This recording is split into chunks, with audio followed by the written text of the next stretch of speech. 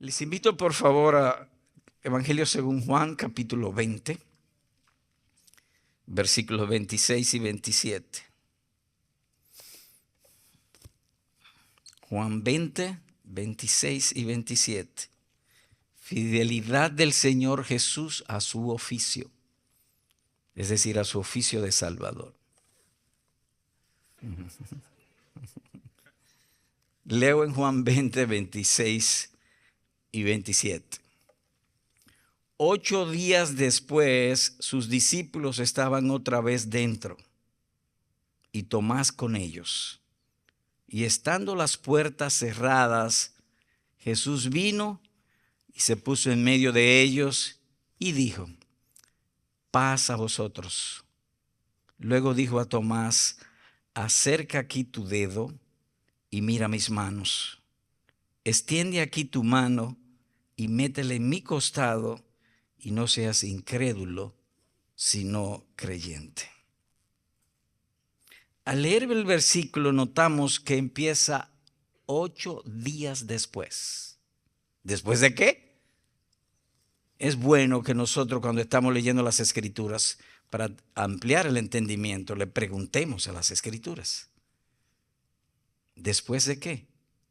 Cuando leemos en este capítulo, en el versículo 1 dice: el primer día de la semana, María Magdalena fue al sepulcro. Oh, es el día de la resurrección.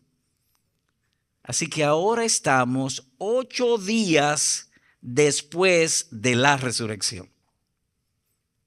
Es decir, como si la resurrección fue el domingo pasado. Y entonces este domingo es cuando ocurre esto, donde se narra esto. ¿Y qué vemos aquí? Que el Señor Jesús vino a buscar y salvar lo que se había perdido. Tomás se había hundido en incredulidad, en curiosidad, y dijo: si ustedes quieren que yo crea, tengo que verlo, ponerle la mano, si no, yo no creo. O dicho de otro modo, lo hizo de una manera contraria, porque la fe viene por el oír, no por tocar.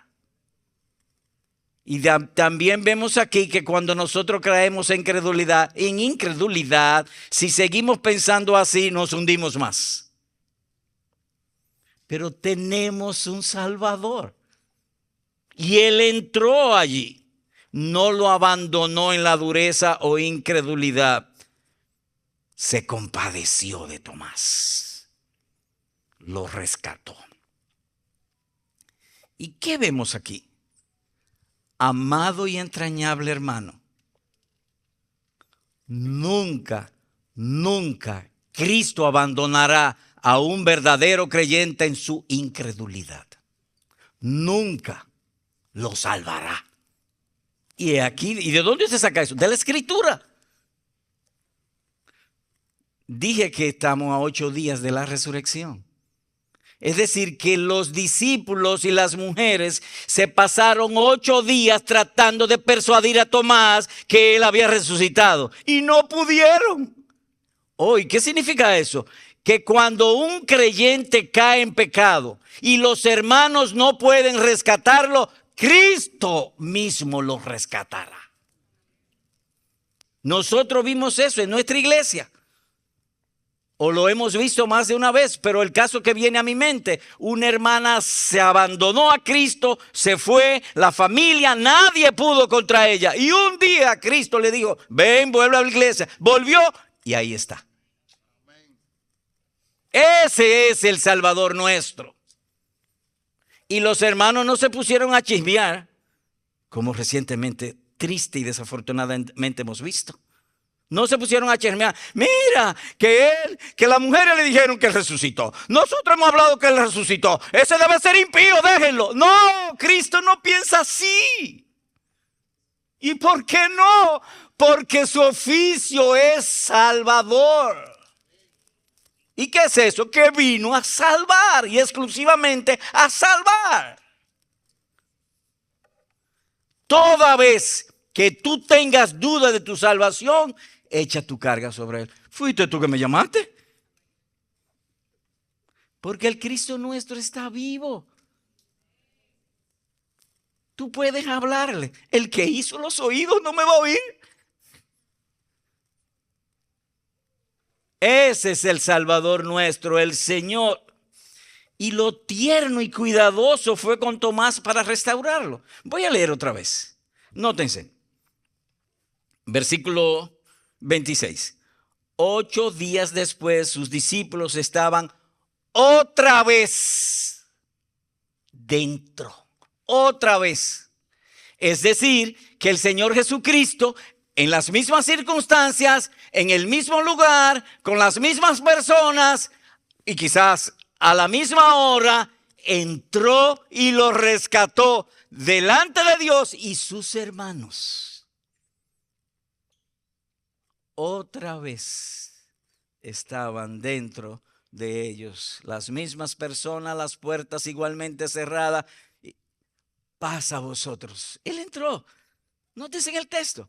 Pasa a vosotros. Saludó a todo el mundo, pero el mío es Tomás. Y fue donde Tomás.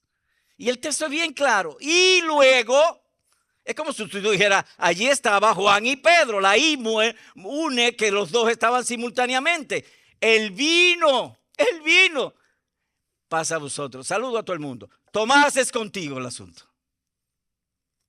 Ese es el Dios nuestro. Es el que funde nuestros corazones. Y le amamos porque Él nos amó primero. Él se compadece de los errores, de las debilidades, de la obstinación de Tomás y de la tuya. Y de la tuya. Amados hermanos, los cielos y la tierra pasarán, pero no su palabra. Esta semana alguien me llamó de Puerto Rico y me estaba pidiendo consejos sobre un asunto de la intersección de Cristo. Y entonces me preguntaba, ¿y si Cristo deja de interceder? Digo, no, tú tienes que hacerte una pregunta antes que esa. ¿Y cuál? Si la gravedad deja de existir. Más fácil deja de existir la gravedad que Cristo salvar. Porque ese es su oficio. Los cielos y la tierra pasarán, pero no mi palabra.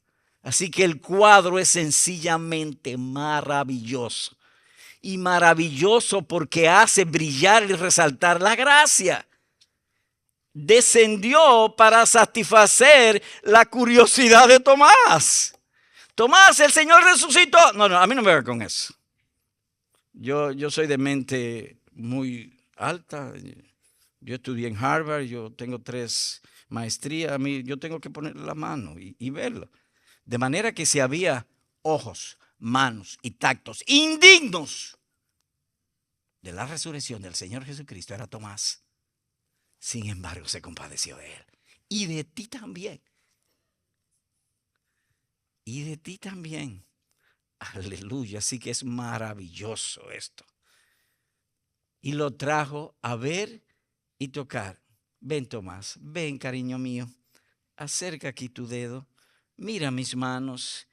Extiende aquí tu mano. Métela en mi costado. ¿Se dan ustedes cuenta de eso? El Hijo de Dios, que vale más que 10,000 universos.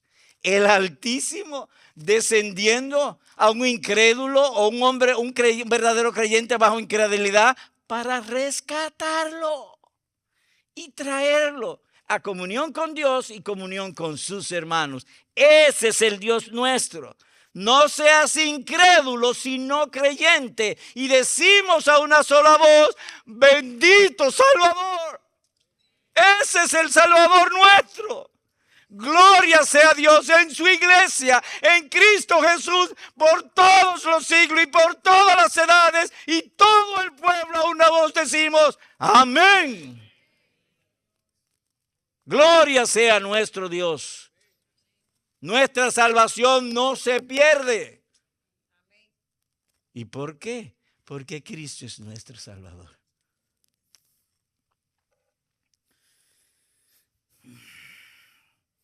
Y Tomás respondió y le dijo, Señor mío y Dios mío. No llegó a meter el dedo ni la mano. Y se arrepintió. Si fuera ahora un pastor de nosotros, tiene que arrepentirte. Oye, el hecho que, ve acá, ¿cómo es eso? No se arrepintió, no dice que se arrepintió. No dice las palabras, pero sí el concepto. Es decir, aprendamos a leer la Biblia por concepto, no simplemente palabra blanco y negro.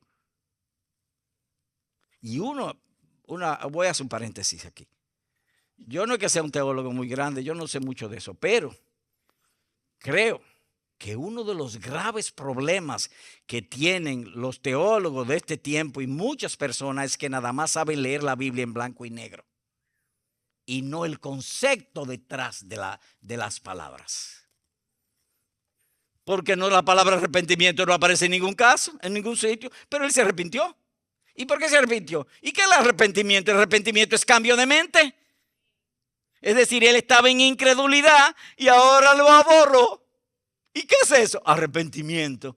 Señor mío y Dios mío.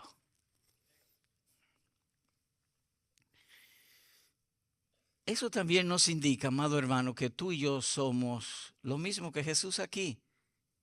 Instrumentos de gracia y salvación.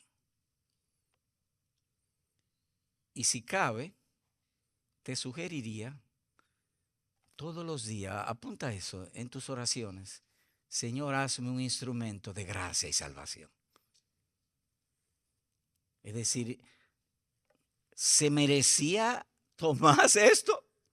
¿Esta misericordia? No, pero se la dieron. Eso es gracia. Y lo salvó. Es decir, lo salvó del dominio de la incredulidad.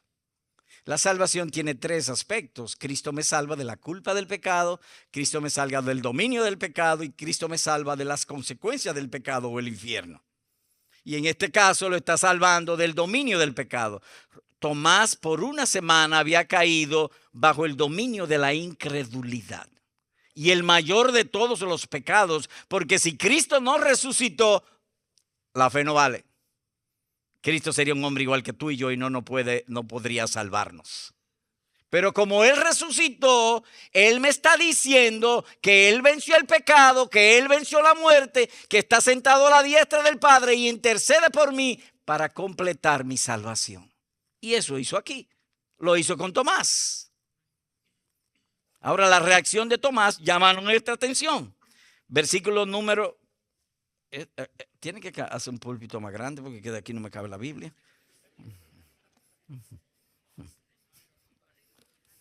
Jairo no, a los diáconos dejan a Jairo quieto. Coge ahí.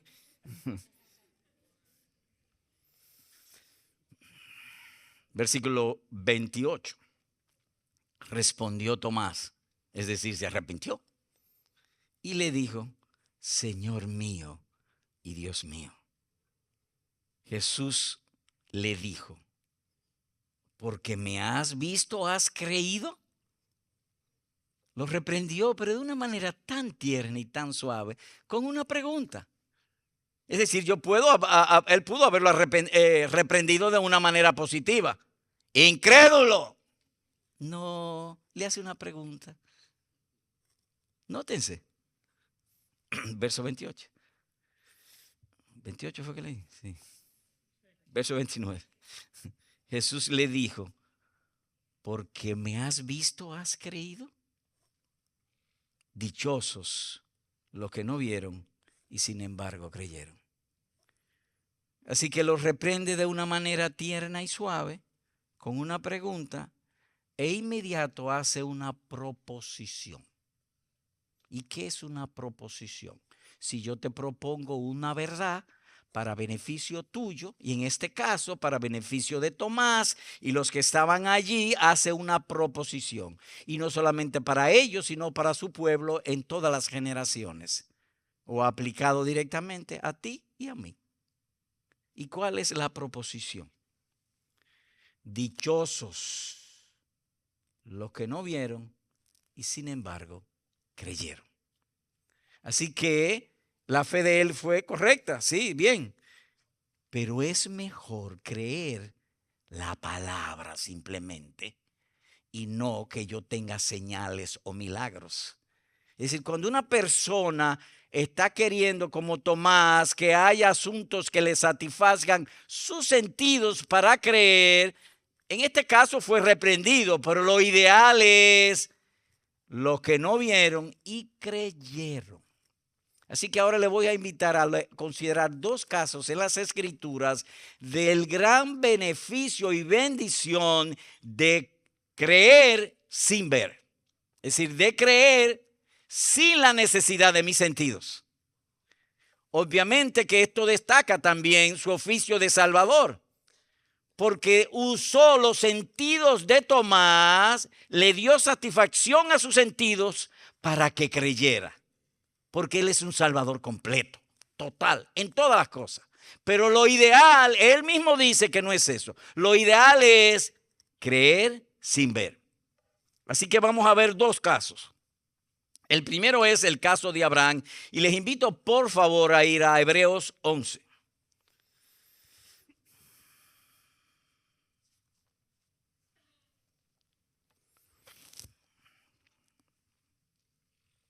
Así que hay una fe común y hay una fe refinada.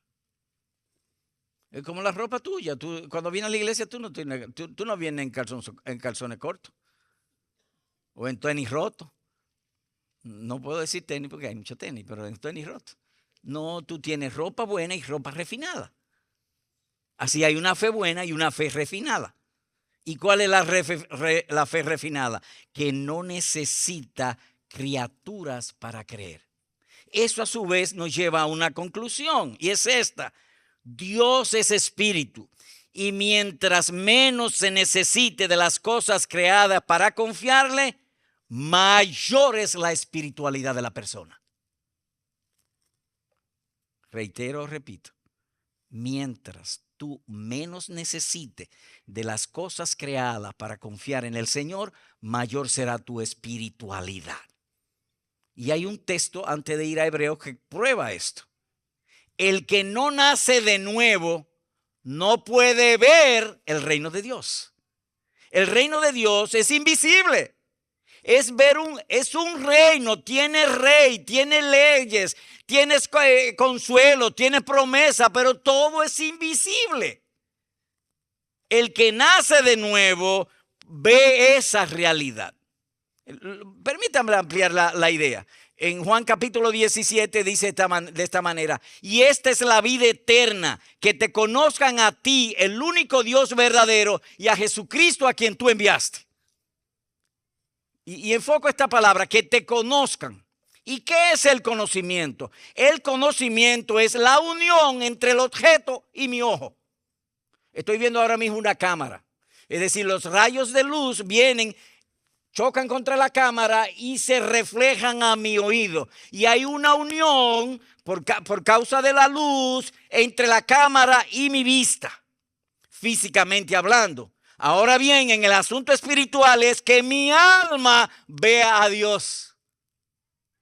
Y entonces, si mi alma ve a Dios, ¿eso significa que yo nací de nuevo? Si mi alma ve a Dios y a Jesucristo como mi Señor, mi Redentor y mi Salvador, y eso es lo que tú haces todos los días, y eso confirma que naciste de nuevo. Hay muchas ocasiones en que se te presenta a ti el pecado y se te presenta la voluntad de Dios, y es como si Cristo estuviese a tu lado y te dije, deja aquello y ves esto, y lo haces. ¿Por qué? Porque naciste de nuevo. Es decir, te maneja en el mundo espiritual. ¿Me entendieron? Así que vamos a Hebreos.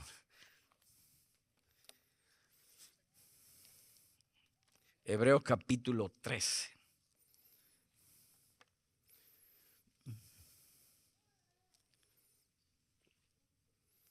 Antes de leer en Hebreos 13 voy a leer los versículos 17 al 19, pero antes voy a definir lo que es la fe. La fe es la certeza de lo que se espera, la convicción de lo que no se ve.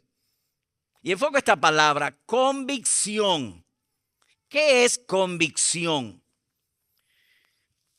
No sé, ¿han oído de un científico muy famoso llamado Albert Einstein? Ok. A principios del siglo XX, en 1900, 1901 por ahí, en la universidad donde él laboraba o trabajaba, era maestro, Albert Einstein, y llegó a una fórmula, y es esta. La luz no es totalmente recta, se curva. ¿Qué? Cuando eso fue dicho en el mundo científico de aquella época, la burla fueron enormes contra Albert Einstein. Al punto de que en un periódico de Londres salió un policía detrás de un ladrón con una linterna en la mano y el ladrón había doblado la calle y entonces la luz siguió al ladrón y dobló la calle también, como burla a Einstein. Años después vino un eclipse y se probó que ciertamente la luz no es totalmente recta como había dicho Isaac Newton. Entonces el mundo científico de la época creyó.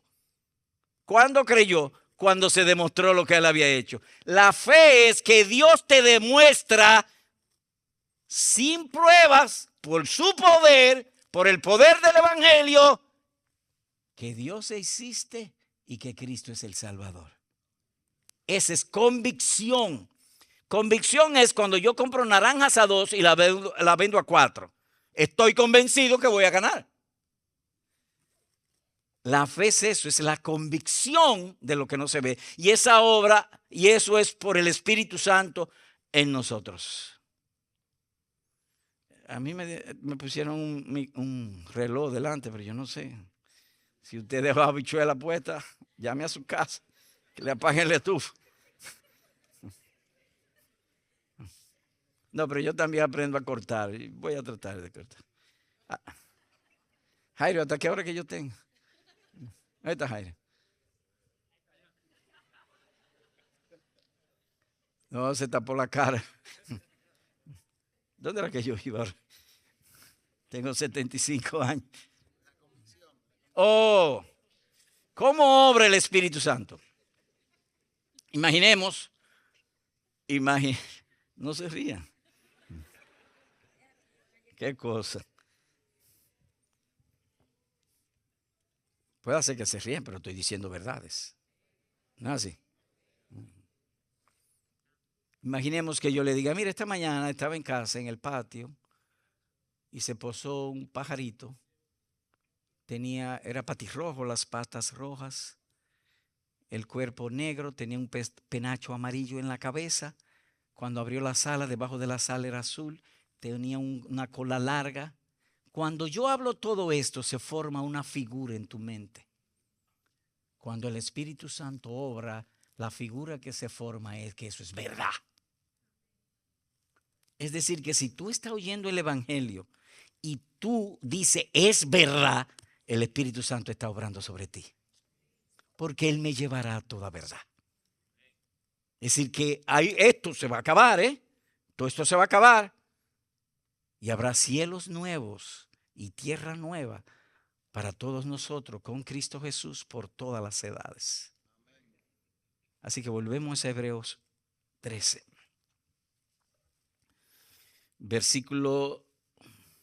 Hebreos 11 dije. Perdón, no Hebreos 13. Leo, del 17 al 19. Por la fe Abraham, antes de leer, recordemos dónde quedamos. Quedamos en que si yo puedo creer sin necesidad de criaturas, entonces eso dará indicativo de mi grado de espiritualidad.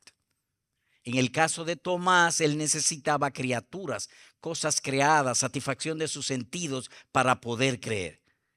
Pero hemos dicho que Jesús ha dicho, dichosos los que creen sin ver. Entonces, con eso en mente, leemos en Hebreos 11 del 17 a 19. Leo. Por la fe Abraham, cuando fue probado, ofreció a Isaac, y el que había recibido las promesas ofrecía a su único hijo. Fue a él a quien se le dijo, en Isaac te será llamada descendencia. Él consideró que Dios era poderoso para levantar aún de entre los muertos, de donde también en sentido figurado lo volvió a recibir. La circunstancia de este pasaje, ya él había visto milagros, es decir, Dios lo visitó. Dios estuvo con él. Dios se manifestó en una teofanía y él vio a Dios, vio muchísimos milagros. Cuando hizo el sacrificio, Dios también. Todo eso, es decir, que él tenía mucha evidencia de milagros y testimonios que satisfacían sus sentidos. Entonces Dios le dice, mira, sacrifícame a tu hijo. ¿Qué hizo él? Versículo 19. Él consideró. ¿Y qué significa eso? Lo resolvió todo en su mente. Eso es espiritualidad. Él consideró. Hay veces que tú tienes una dificultad o un problema. ¿Qué sé yo? Puede ser una enfermedad. Oye, pero el médico y esto y los análisis, la qué sé yo qué. El Señor es mi Dios. Él tiene control de todo. Si Él dice que me va a buscar, que me vaya, pues amén. Es decir, resolvió en su mente. Y en Hebreos y en Romanos 4 dice que Abraham, y como una especie de elogio, creyó en esperanza contra esperanza. Es decir, él tenía la esperanza de que en su hijo serían benditas todas las naciones. Y ahora Dios le dice que lo mate. Y él dijo, bueno, yo lo mato. ¿Y por qué? Pues Dios, si quiere, lo resucita. Entonces, si el Dios mío, que mira, Sara ya le había cesado la costumbre. Yo era un viejo ya chocho. Ella no podía nada. Ni yo tampoco. Y me dio un hijo. Entonces, si ahora él dice que se lo dé, pues yo se lo doy porque me va a dar algo mejor. Eso es fe. Resolverlo todo en las escrituras, por la palabra de Dios en su mente. Consideró. Y es la vida cristiana también. En Romanos 6:11 dice, consideraos muertos al pecado. En otras palabras, amado hermano, la vida cristiana no se puede vivir sin un ejercicio mental constante. Dios me hizo a mí un ser racional. Es decir, mi razón Él me la da. Cuando noten ustedes, yo estoy predicando y constantemente estoy haciendo esfuerzo para ganar vuestro entendimiento. Porque el evangelio es así. Es decir, yo soy un racional y debo resolver mis asuntos de fe en la razón. Y esto encontramos en el caso de Abraham. Y es por eso que Jesús, dichosos, tendrán una fe refinada, si cabe la expresión o el concepto, de que puedan creer sin ver. Y si no entendemos, nos unimos a Jesús frente a Getsemaní. Señor, que se haga tu voluntad. Y si no tiene paz, pídesela. Tú eres el príncipe de paz. Da paz a mi alma. Como hablaba el joven Oscar hace un rato, esa es la paz verdadera, la paz que Dios da. No la que den nuestro sentido o nuestras cosas en este mundo. Otro caso, David. Les invito por favor a ir al Salmo 39.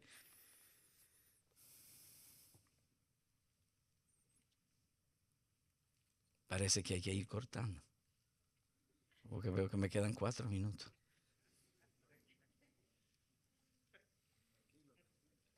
Gracias, diácono. Salmo 39, versículos 1 al 3. El caso de David. Leo, verso 1. Yo dije, es decir, David está hablando, él se está hablando con sí mismo. Es parte de la vida cristiana uno conversar mucho con uno mismo. Es decir, él se está predicando a sí mismo. Yo dije, guardaré mis caminos para no pecar con mi lengua. Es decir, voy a hacer un esfuerzo de tener un buen testimonio y no pecaré con mi lengua. Guardaré mi boca como con una mordaza. Me voy a poner un tape en la boca.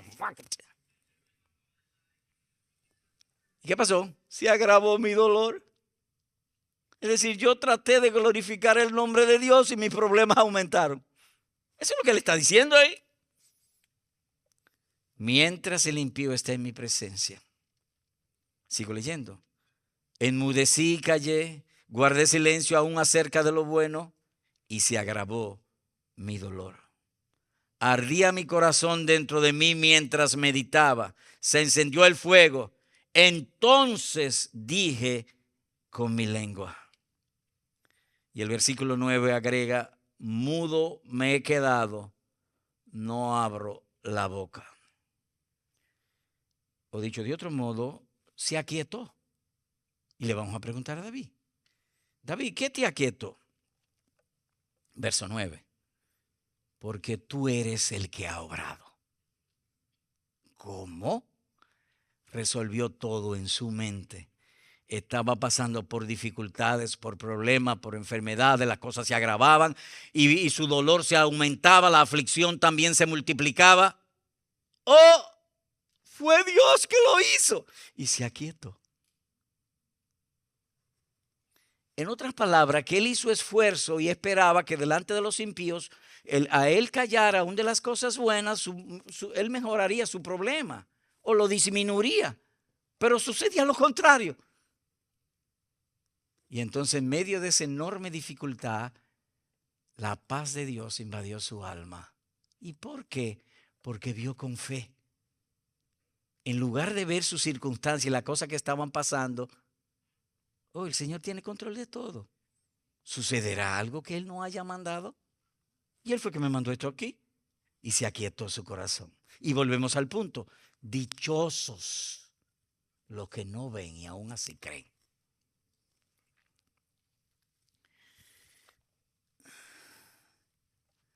Hay otro pasaje, está en Mateo 8. Recuerden ustedes el caso del centurión que se le acerca al Señor Jesucristo. Y entonces le dice, mira, tengo un siervo paralítico, está sufriendo muchísimo. ¿Tú puedes sacar un tiempo y ir allá y ponerle la mano a mi siervo y sanarlo? Y Jesús le dice, déjame, estoy parafraseando, estoy dramatizando. Déjame resolver ciertos asuntos aquí y voy para allá. No, tú no tienes que ir. ¿Cómo? No, tú no tienes que ir. Tú solamente di la palabra y se resuelve el problema. Es decir, que él confió en la palabra de Cristo sin manifestaciones sobre las criaturas. Es decir, que él le dice al Señor que le salve y el Señor le dijo, sí, yo voy a ir a poner la mano y voy a resolver. No, no, no, no. Di la palabra solamente.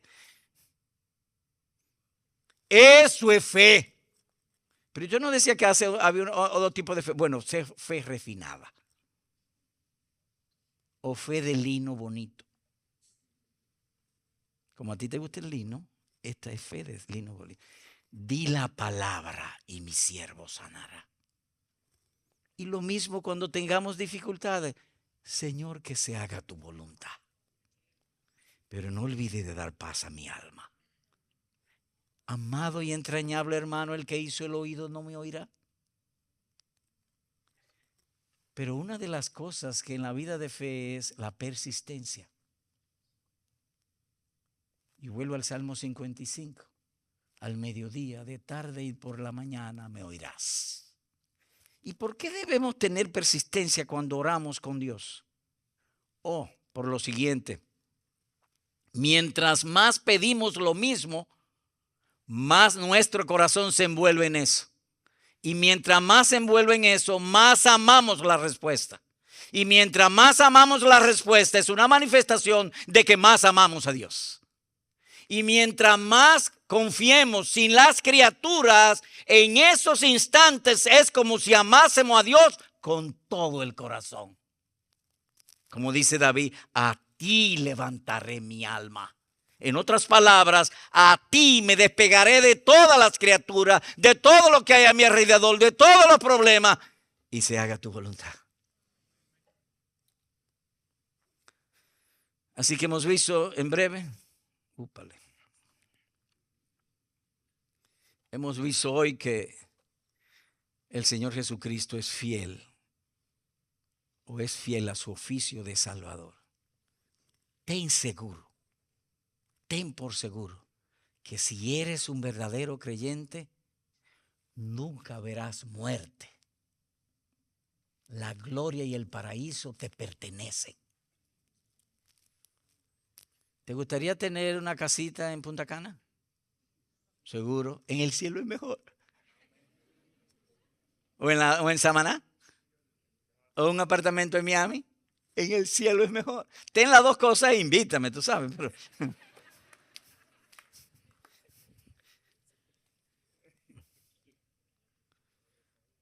Déjeme dar un par de aplicaciones. Hermanos, recibe esta verdad como una urgente invitación a buscar un alto grado de tu fe. Yo soy partidario que los dones extraordinarios, los milagros, cesaron. Soy lo que se llama en términos teológicos cesacionista. Eso a su vez significa que dependemos más de la palabra que de los milagros. O lo que es lo mismo, podemos cultivar una fe moderna, que sea solamente la palabra la que nos guíe. ¿Y cómo se hace eso? Orando.